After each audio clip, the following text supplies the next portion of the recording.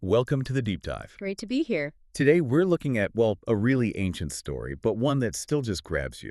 David and Goliath. Absolutely. We're using insights from a special piece exploring 1 Samuel chapter 17. That's right. And, most people think of it as just the classic underdog story, right? Small guy beats big guy. Yeah, the ultimate long shot. But our source digs deeper. It frames it as, well, a really profound lesson about faith, about changing your perspective and trusting God when things look completely impossible. Okay, so let's set the scene based on this source material.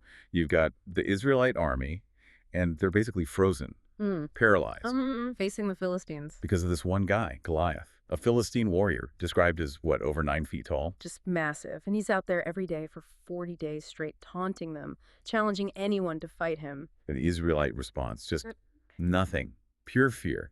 Our source really emphasizes this paralysis. Total gridlock. Yeah, the source highlights how they're completely fixated on the physical threat, on Goliath's size, his spear.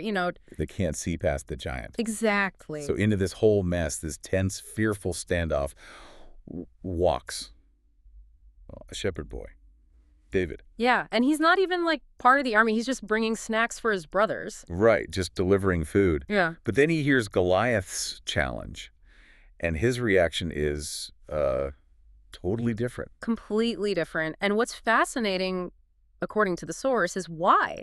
He's not just annoyed or thinking about military strategy. He's deeply shaken, kind of outraged, that this guy is defying the armies of the living God. That phrase, living God, seems key. It is. For David, it's a spiritual insult, and he can't believe nobody is standing up to that. His whole perspective is just different. Which brings us to a major point our source makes, David's courage. It wasn't just useful recklessness or, arrogance. No, not at all. It was rooted in his history, his personal history with God. Right, he actually mentions it later, doesn't he?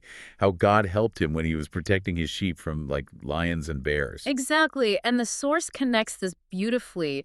Those private struggles, the unseen battles where you learn to rely on God, they're training. Training grounds for the big public challenges. Precisely.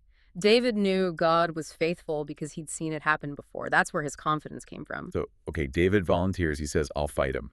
And you see this immediate clash of perspectives again. Even King Saul is doubtful. Right. Saul looks at this shepherd boy and thinks, no way. So he offers his own royal armor, the best protection available, humanly speaking. The logical solution, right? Fight fire with fire, or rather, armor with armor. The conventional wisdom. But David tries it on and says, basically, no thanks. I can't move in this stuff. Ah, yeah. He refuses it. And this is such a pivotal moment highlighted by our source, rejecting the human, worldly solution. Instead, he picks up, 5 smooth stones and his sling. That's it. Because he knew his strength wasn't in the armor. It wasn't about meeting Goliath on his terms with swords and spears. He was operating from a different playbook entirely. A divine playbook. The source really stresses this shift in viewpoint.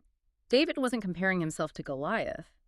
He was comparing Goliath to God. And that famous line he says to Goliath, you come to me with sword and spear and javelin. But I come to you in the name of the Lord of hosts, the God of the armies of Israel, whom you have defied.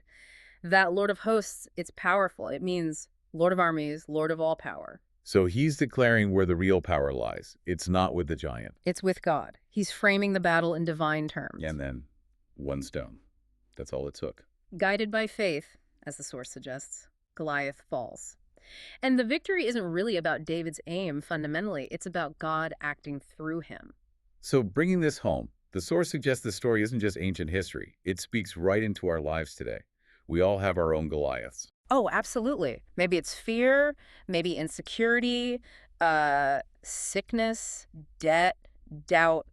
Things that just feel overwhelmingly large. Yeah, and it's so easy to get paralyzed, just like the Israelite army, focusing only on the size of the problem in front of us. But the invitation here, the lesson from David, is to shift our perspective, to face those giants with faith. Not just relying on our own strength or maybe the world's version of Saul's armor. Exactly. It's about trusting God's power, his sovereignty in that situation, seeing it through his eyes. So for you listening, whatever giant you might be looking at right now, remember David. Remember that 1 stone. But more than that, remember the perspective shift.